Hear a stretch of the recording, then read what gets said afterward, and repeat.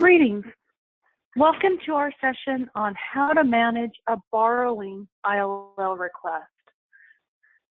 You, of course, must first access your CLOVER system and log in as a staff member who has privileges to manage ILLs.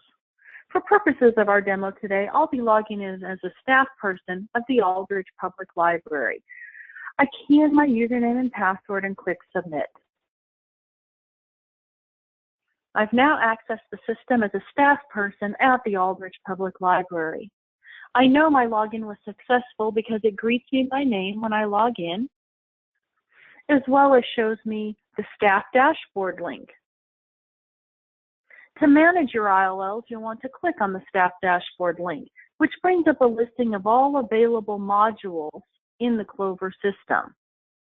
To manage your ILLs, you'll want to click on ILL Admin, which brings up a listing of all of the ILL relevant menu items. You can zero in on a specific request by searching for it by title. If I click on Title Browse, it brings up an entry field.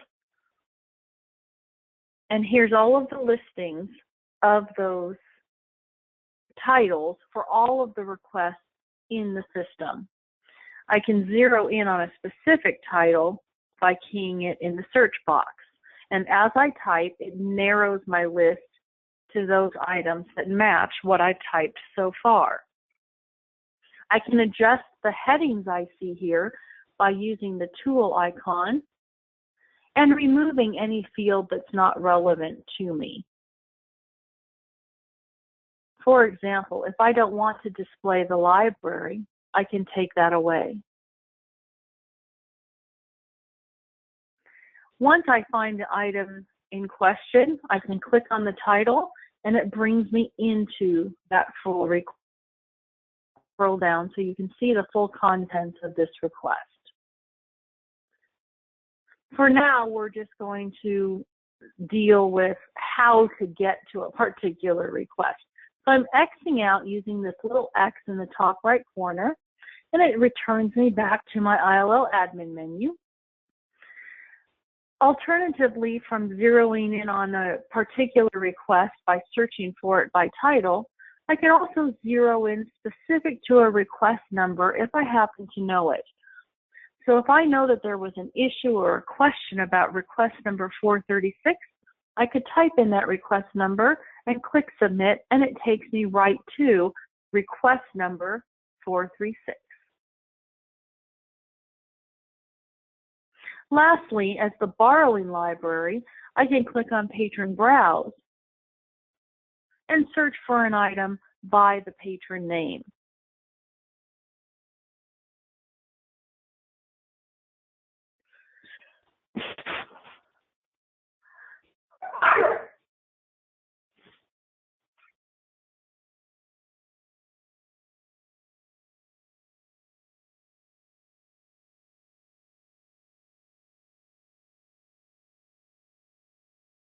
The most common method of access is to go to the Request Manager. All of my library's borrowing requests are found on the left-hand side of the screen. All of my library's lending requests are found on the right hand of the screen. The lending requests will be covered in a separate demo. For today, we're going to discuss how to manage our borrowing requests. Once a request is submitted, it falls into a status called awaiting lenders. We don't see it on the screen because it's sometimes hard to catch unless there's lots and lots of requests being generated in a given moment. If you see a status that says awaiting lenders, it will allow you to click through and view them, but there is nothing that you need to do. The request is simply awaiting its place in queue until it can go out and find all of the potential lenders and actually head over to that first lender. If you have staff who are submitting requests or patrons who are initiating their own requests, and they are doing so in a mediated fashion, it means that once the request is submitted, authorized staff must approve that request before it goes out the door. those requests may be found in awaiting approval status. To enter any status, you can simply click on the status name and be taken to a listing of the requests in that status. You'll see that some requests in my list are not linked. That is because there are no requests in that status. It shows me a number of 0. If there are one or more requests in a given status, you'll see that the request becomes highlighted and linked, which means I can click on it to be taken into it. So I've clicked on awaiting approval, and as ILL staff at my library, I have the authorization to approve these requests. I can do so directly from this screen, which we call our brief browse screen, which just shows a little snippet of the title along with the patron who is requesting it. And at this point, I can change the status from awaiting approval to approve send, which means I'm authorizing it to go out the door to that first lender. Alternatively, I could cancel the request or actually delete it from the system. I recognize this patron, and I know that she's a good ILL borrower, so I'm going to go ahead and approve it right from this screen.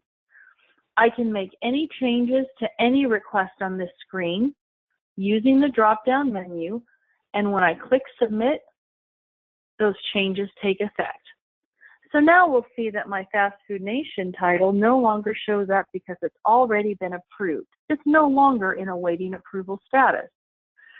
Alternatively, I can adjust every status for the requests in this status by using the menu up top and change them all to approve, send, or cancel, or delete. So if I wanted to approve them all, I could change it here, and it automatically changes each one. I could also come back and adjust a few that I don't want to approve and leave those in awaiting approval. But for now, I'll go ahead and approve them all. I click Submit, and each request in awaiting approval has been approved. That is an immediate action, so when I come back to my request manager, I can see that I no longer have any requests in the awaiting approval status. They have headed out the door and are at the first lender. Until a lender takes action, there's nothing more for me to do on those particular requests. But once a request has started circulating amongst Vermont libraries using the CLOVER system, ideally, one of those libraries will be the lender who will loan you that item. When they do, they mark the item shipped and they physically send it to you. That might be via mail, it might be via a courier service. Eventually, the item will cross the desk at your library. At that point, you can find the item in your shipped status. So when you have a shipment of items that need to be updated in CLOVER, you go into the ship status. And for each item that was received,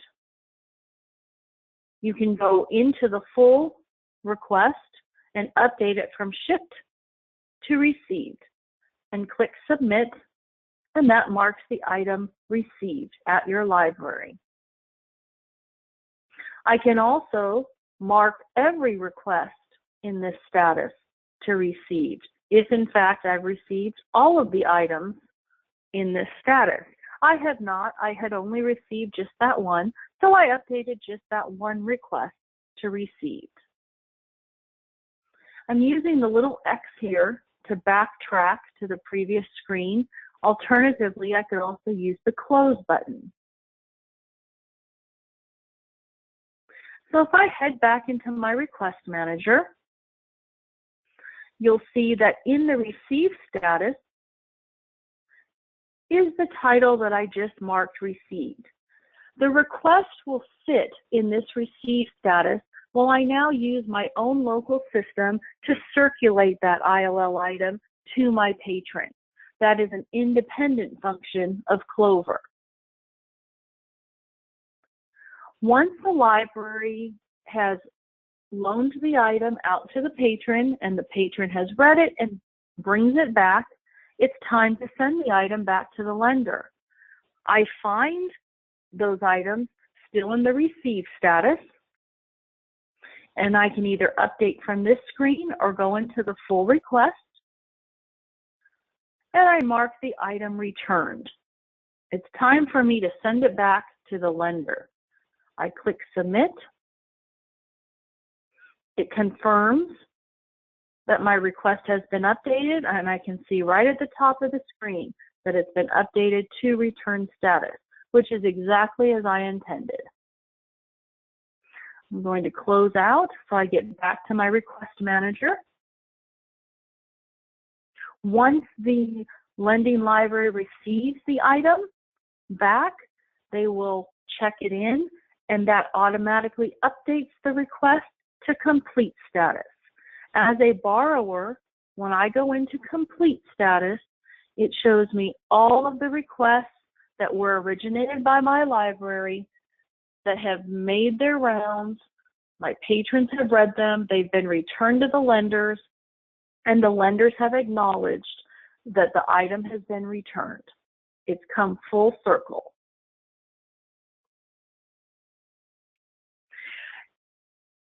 Throughout the request process, requests may end up in several additional statuses, some of which we'll cover here. For example, you might see a request in not received status. What does that mean? It just means that the lending library has a configuration setting in Clover that tells Clover how long an item should take, to reach the borrowing library. Let's say that it's 10 days. If it takes longer than 10 days for that item to reach your library, instead of finding it in the shipped status, where you would then mark it received, the process we just walked through, instead you might find that request sitting in not received status. It's just a heads up to you as the borrowing library that these items were expected to have already arrived at your library, but have not as yet crossed your desk. It could be because they're just a day late. It could be because they're several weeks late. So you may want to keep an eye on these and just see if any are growing old, and it means there may be a problem with the delivery of that item because it should have been to you by now. Should you actually receive the physical item and you find it in the not received status, you can still click on it and mark it received. It's put into the separate status just to call special attention to it for you as the borrowing library. Some requests might go unfilled in the system. If that's the case, it's Clover telling you that it doesn't think there are any potential lenders for your item. The Vermont Department of Libraries will be acting as a lender of last resort, so hopefully you won't see too many in your unfilled status, as they will seek to find it outside of Vermont as necessary. Anytime there is an actionable function for you as the borrowing library, you will see it here in one of the statuses for you to take action on it. The exception is the requests that are in complete status, and those will stay there for up to a year. And that's just so you have a history and something to go back to in case there's a question about one of the requests. Statistics on your requesting are maintained whether or not the request still resides in complete status or not. So fear not, you will have the statistics you need even if you elect not to retain them in the complete status. But for any highlighted status that you see here on the left-hand side in your request manager, it means the next action item is expected to be by you, the borrowing library. And when you call up a request, for example, I'm returning to ship status, and I'm going to enter into one of the detail records the request. The drop-downs that show up at any given point in the process are the only ones that make sense at that step of the process. I cannot mark an item that was shipped by the lender as complete. That wouldn't make sense at this point in the process. I can only mark it received or lost or request a cancel on it.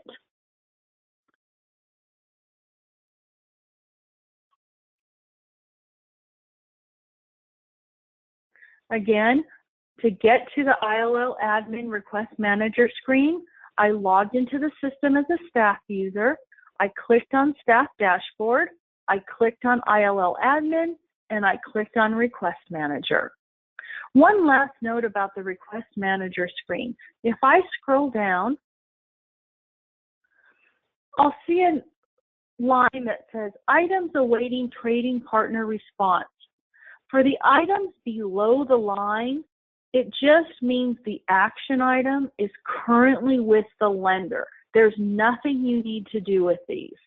We do provide a window into those requests via their status in case you don't have a title or a request number handy to get at them a different way. So I can go look and see which of my borrowing requests are currently sitting and pending at a specific lender, but the action item is not mine to take. The action item is with the potential lender. That concludes our review of how to manage a borrowing request in Clover. I thank you for listening. Have a good day.